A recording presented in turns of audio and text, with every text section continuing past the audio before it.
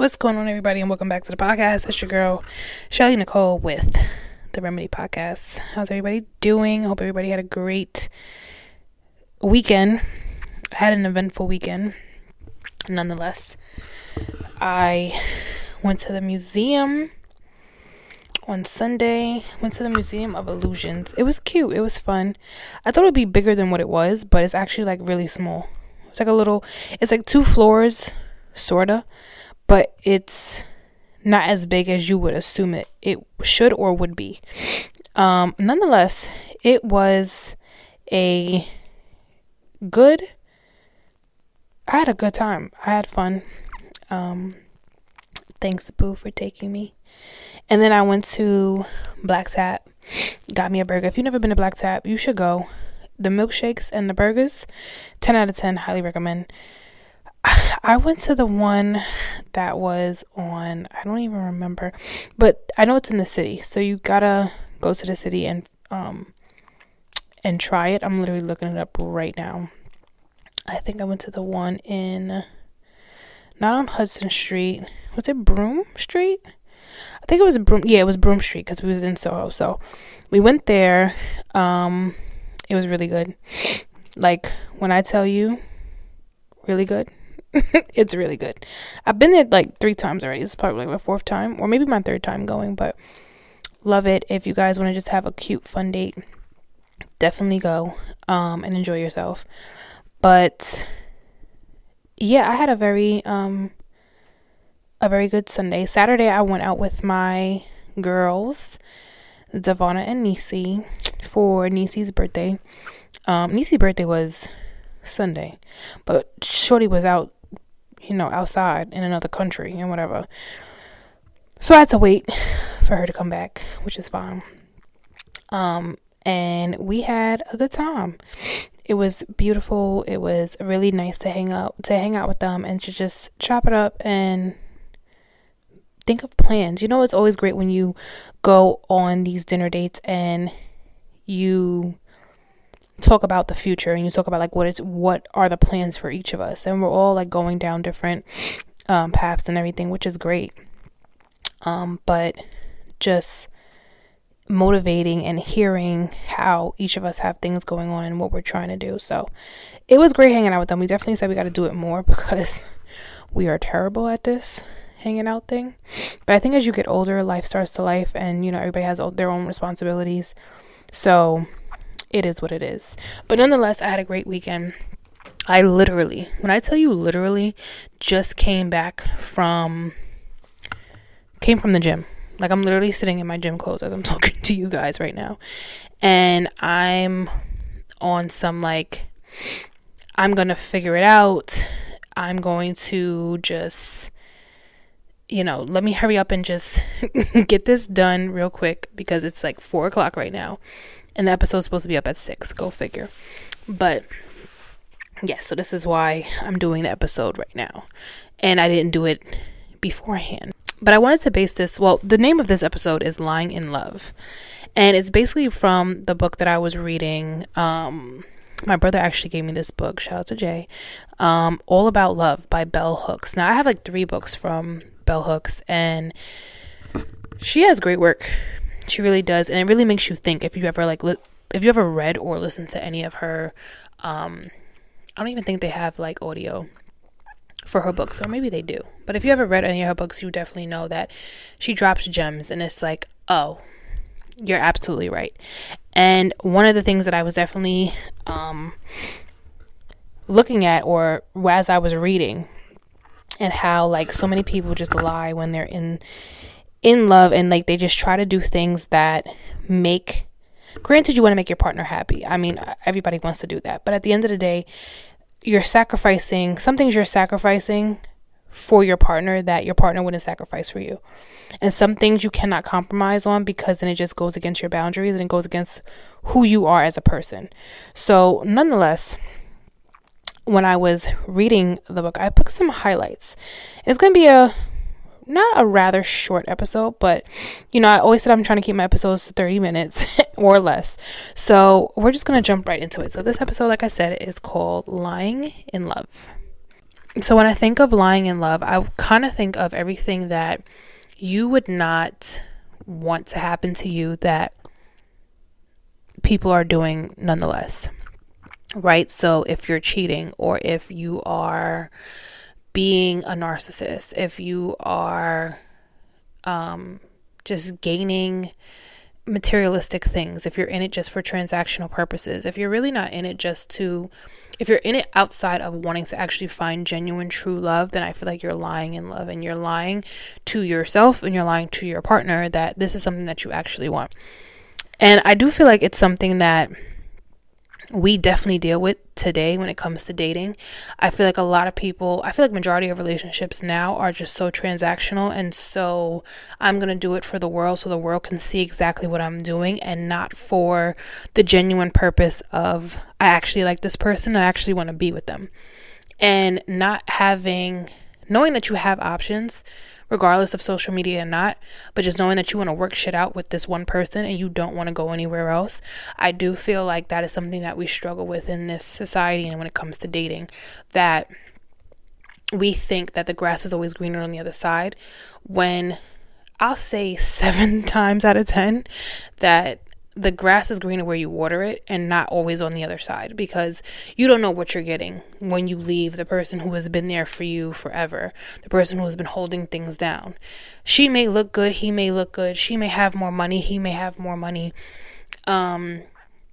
she may drive a nicer car, he may drive a nicer car, she has, all the clothes, designer, jewelry, whatever, and so does he, and she probably lives in a high rise or has her own house, and he probably has the same thing. But at the end of the day, yeah, you're getting all of these things that look good, but if your mentality and if your mouth, the way you speak, is disgusting, automatic turn off. I don't really care what it is. I have heard so many, I've been around people who are like the most handsome. When I say handsome, like they're gorgeous. Like, oh, God did his big one when he made you. Like gorgeous men and female. And I'm just like, they probably look like they're so down to earth. They probably look like they're just so level headed. And then sometimes I'll go around them, or like I said, I've been around them, and they'll open up their mouth and they'll say something, and I'm just like, ooh, you're so ugly. And like, I don't say it, but my face does. Like, everybody knows me, my face is gonna say it before my mouth does. And I'm just like, this can't be the real thing. So I do feel like, bringing it back, that I feel that everyone is in relationships now, or trying to look for someone who they can just benefit off of, and not simply loving them for who they are, flaws and all, because we all have them. We all have a flaw. We all have something that we do not like.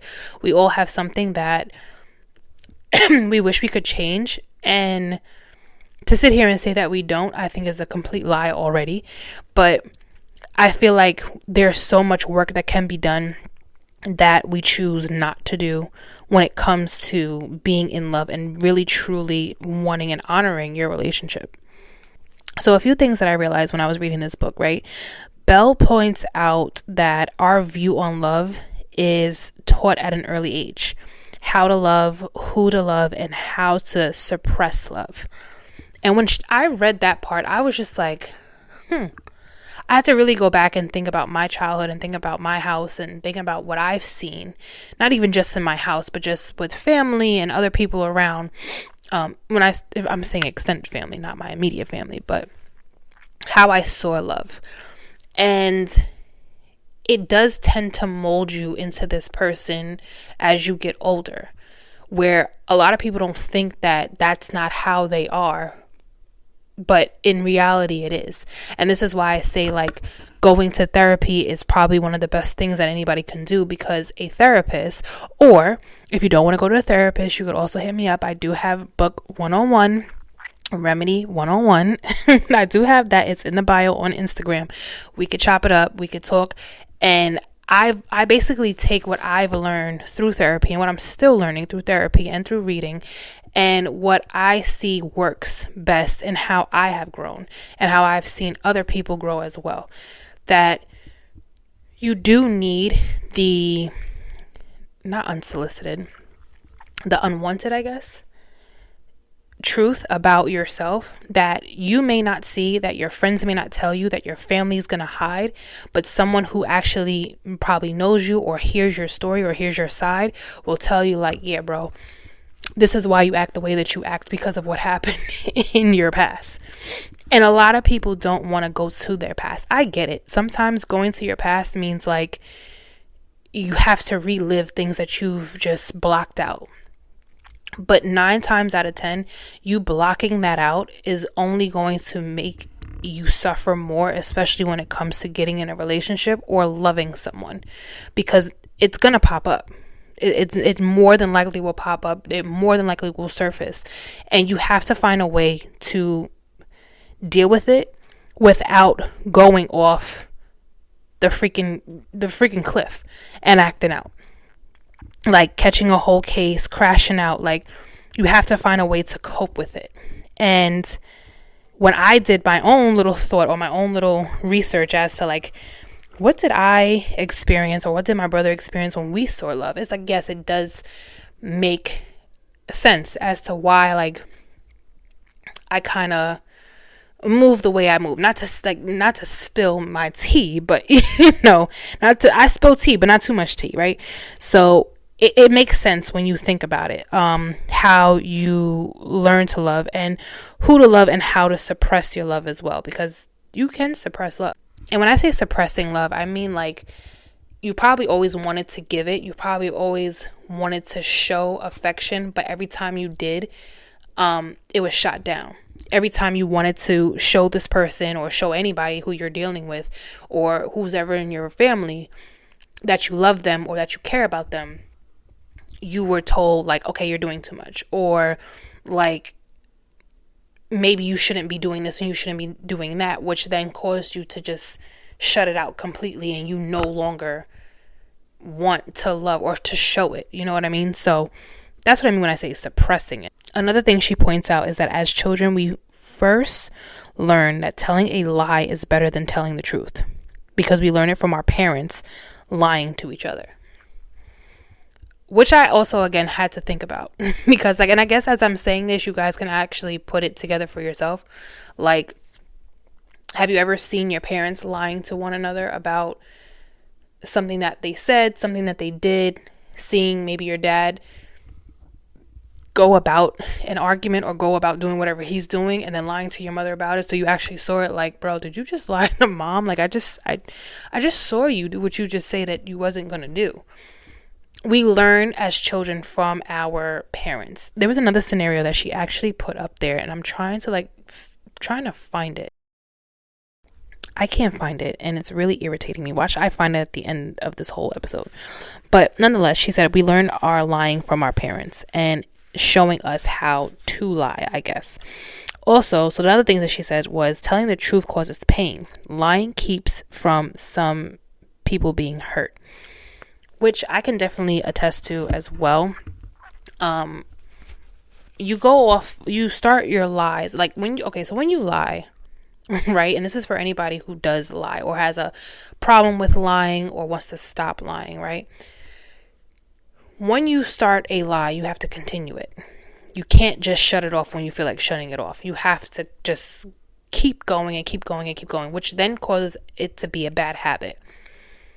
I do feel like for some people, or maybe for most, that the lying, like she says, that we learn that in our childhood, and we learn how lying has either we learned it from our parents or we just learned it doing it ourselves, but we've learned how lying can get us out of a lot of situations and how lying can keep people from being angry at you, keep people from being mad at you, keep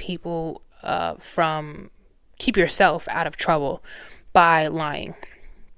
And telling the truth, while it may hurt when you do tell the truth or when you hear the truth, it's better than hearing a lie and then having to know that that was a lie that was told to you in the end, if you get what I'm saying. If you have a problem with lying, literally, like, I feel like you have to talk to yourself, not in a crazy way, but you do have to address yourself by telling yourself, like, listen, okay, What I'm doing, I know it's not good, and I know I need to stop and I need to pull back. And literally, when you feel yourself about to lie, find a way to like adjust your brain. I know it sounds harder than what it is, but if you feel yourself on the cusp of getting ready to lie about something, just like my therapist would tell me, like, just bite your tongue. If you feel like you're about to lie, if you feel like you're about to curse, if you feel like you're about to do anything, bite your tongue. Literally bite your tongue. And then it suppresses your mind. It's some type of chemical that goes off in your mind. I don't remember exactly what she said, but it's a chemical that goes off in your mind that tells you to stop doing something. And you literally tell yourself, not out loud, but you tell yourself, do not lie. And then you go about it every single time, every day, no matter what it is. Because some people don't realize that it is a sickness, that it is something that people do in order to protect themselves. Not even just you as a person, but they're doing it to protect themselves because they can't face reality, or they're trying to make their own reality. So telling the truth can cause pain, but I have said before, I'd rather deal with the pain of the truth than deal with the pain of a lie. And when you deal with the pain of a lie, it more than likely the person will never come back and talk to you again, or they'll never look at you the same. And that, I think, hurts more than someone being told the truth and knowing, like, listen, at least I told you. It is like, at least I gave it to you honest, and I was very upfront with you, and I told you exactly what it was. How you handle it and how you deal with it is not on me. I also say that as well. How someone handles your truth is not on you. That's on them to figure out. That's on them to come to the understanding and the comfortability, but that has nothing to do with you. So practice that as well if you have an issue with lying. And as I'm continuing to read it, it's just like I said, that she also mentioned, as a child, you see the power of lying. And again, people who have lied, I know people who have lied for years. Like, when I say for years, from like the birth to the death. And that's just how they went about their life. That's just how they went about going about saying anything, like doing anything. It just makes them feel better. But at the end of the day, it's not just making them feel better. It's also something that they have become accustomed to, because as a child, they realize, I could get away with it. So why stop now? It goes from a child to a teenager to an adult. And you continue to do it until someone points it out and lets you know, like, hey, what you're doing, I see what you're doing. I see what you're doing, and I need you to stop doing it. And really addresses it to you and lets you know that you have to cut it out. And it's the same thing when it comes to love, and not just in relationships as far as romantic relationships, but also friendships, also in family.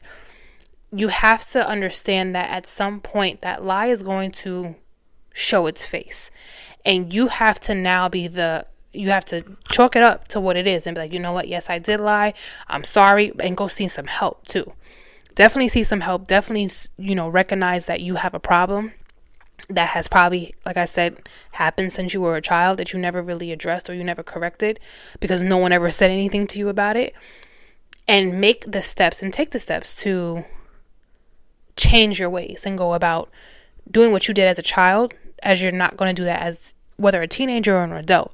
So the other way that she broke it down was between males and females, which I found to be very interesting, but I didn't get all the points. I just took some, and I was just like, okay, like, let me just summarize it. So for the men, of course, I'm going to go for the men first. She said that males learn to lie as a way to obtain power. Now, gentlemen, I know a lot of you will sit here and say, nah, that's not true. But if you really think about it, a lot of men have done that, even in corporate world, even in the celebrities. You don't think any of them have lied about what they've done and how they've gotten to where they've, have what they have now by telling the truth? And a lot of men I feel like they thrive off of power. Being the head honcho, being that, I ain't gonna curse, but being that man, you know what I mean? The other word that we use. And being on top. Like, just knowing that I can get what I want. And not just because I'm a man, but because I found a way to get around the curve. Another thing she said was that, so she referenced Dory Hollander's 101 Lies Men Tell. 101 Lies, not 101. 101 Lies Men Tell Women. Men lie way more than women and with more devastating consequences. I do believe that to be true as well.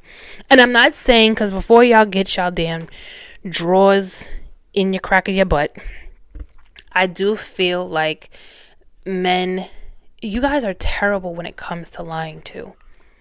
Like I'm not going to spill the beans. I'm not going to spill the secrets, because then, that's not being a girl's girl.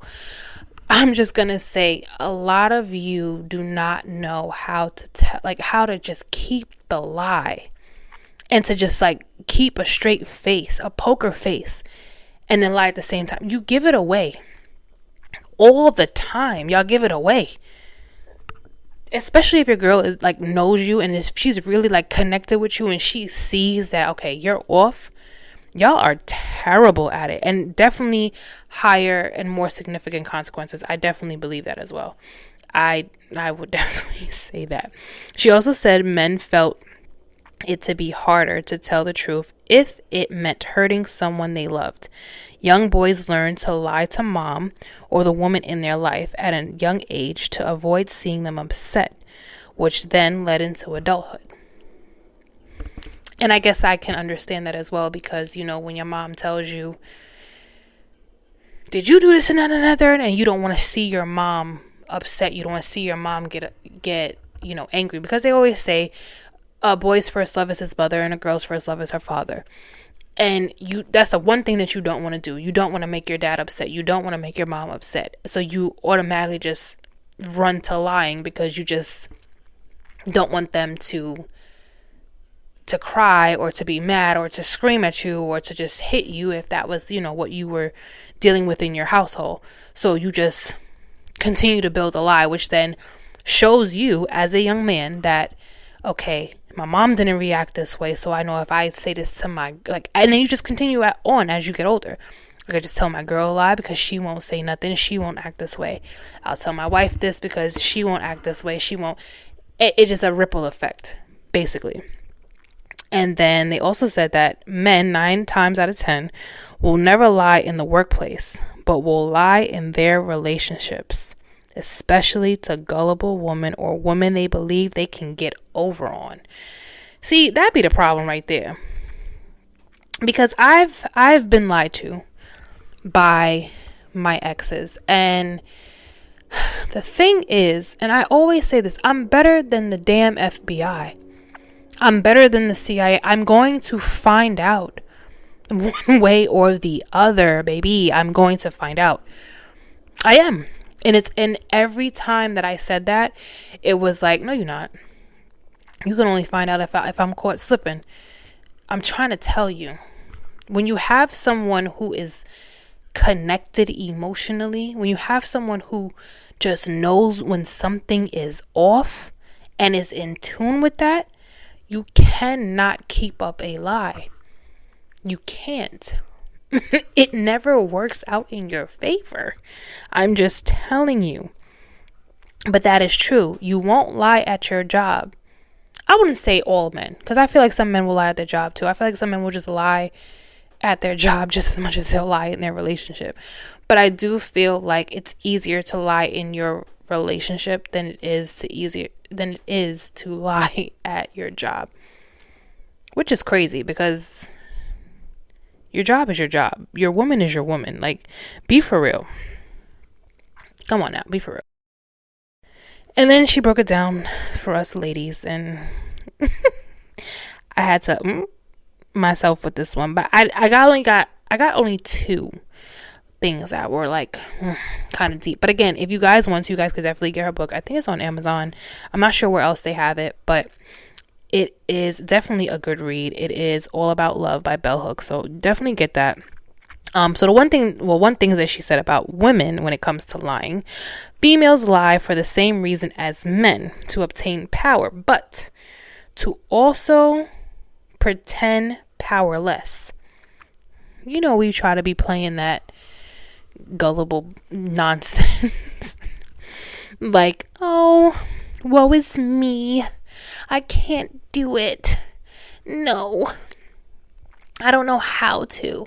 It's just like when I'm at work and like I see the woman like with her bag or with her suitcase or whatever the hell like she has, and guarantee you from the moment she left her house to the moment she got out of that car to be dropped off to the airport, I guarantee you she picked up her bag.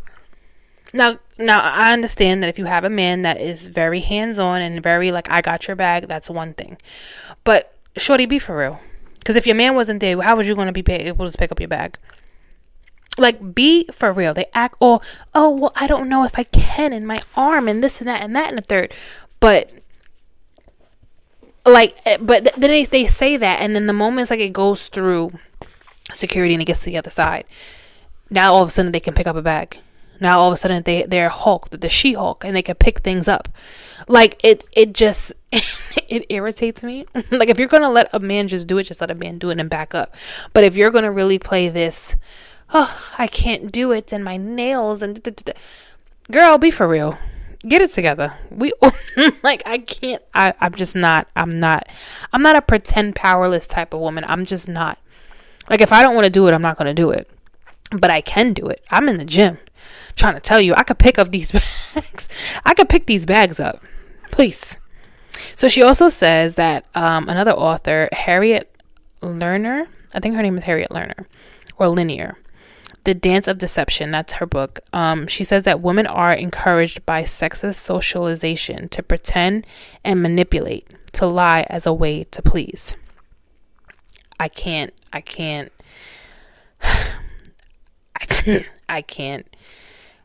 say anything.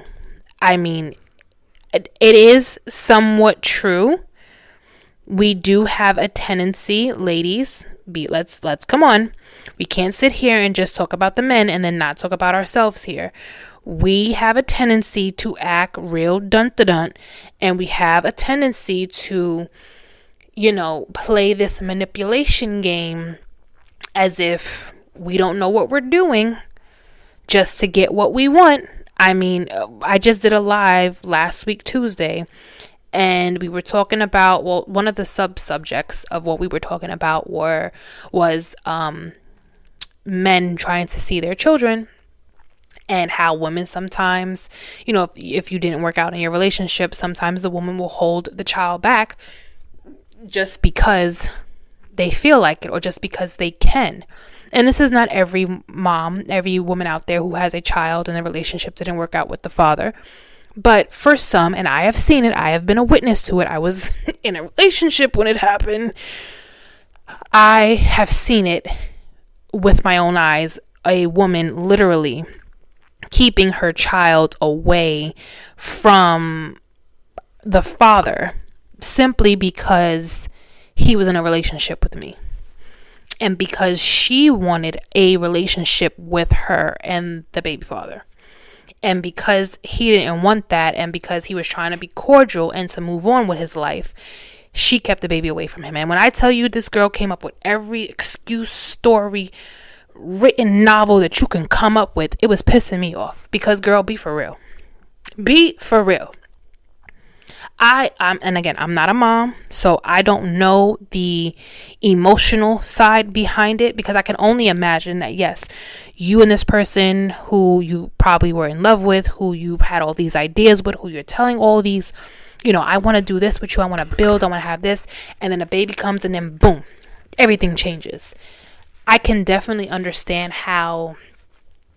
And not only just with that and reminiscing, but also dealing with postpartum and having that all having to come together. I can definitely understand how the mind may work and how your emotions will possibly get you to feel that way, in a sense. And I'm saying this very, very slightly. But I do feel like at some point, you do have to pick yourself up and be like, you know what? It didn't work out. He still wants to be in my child's life. He still wants to take care of our child. He's still giving me money. He's still helping out somehow, some way. So let me back up a little bit. Let me not do this whole, well, if you can't have your child if you can't be with me type shit. Like that's really you're harming the child more than you're doing good. You're damaging the child more than you're actually thinking that you're doing, what's best for your kid. You're keeping his or her father away because you're upset that the relationship didn't work. At some point, and I'm not just saying this just for a woman and man type of situation, as far as the man trying to be in the child's life, it could be vice versa, where, the father is constantly in the mom's way when she's trying to get her groove back and trying to date again and getting into her newly single self. And you as the father, like, yeah, well, no, I don't want no man around my child. And, saying all these weird things just because you're upset that the relationship didn't work out. Move on. You can do so much better as a co-parenting with each other. You're in a healthy relationship, she's in a healthy relationship, vice versa. And y'all do what y'all gotta do for the child. Y'all do what y'all gotta do to make your life easier. But in this situation, ladies, like I said, we tend to be manipulative. I'm not gonna hold you. We have our moments. We do. And we gotta do better. We have to do better. We do. We gotta do better. So be on the lookout for the live. I think I'm going to actually do the live Thursday. I'm going to do the live Thursday night. I either pick Tuesday, Wednesday, or Thursday. I pick any time, any one of those times. Really just because, like I said, I'm still enjoying my life and doing what I got to do. But I definitely like interacting with you guys, and I definitely love hearing your perspectives and your ideas. So I'm going to do the live on Thursday at 6 p.m. And we're going to talk about this more, lying in love, and what deceptions and deceits that we all have as men and women. And I am interested to hear what you guys have to say. So thank you guys for listening. I hope you guys have a great night. Hope you guys have a great day or great rest of the week. Whatever happened in today, leave it into today. Do not bring that shit into tomorrow. I love you guys for listening. Have a good one.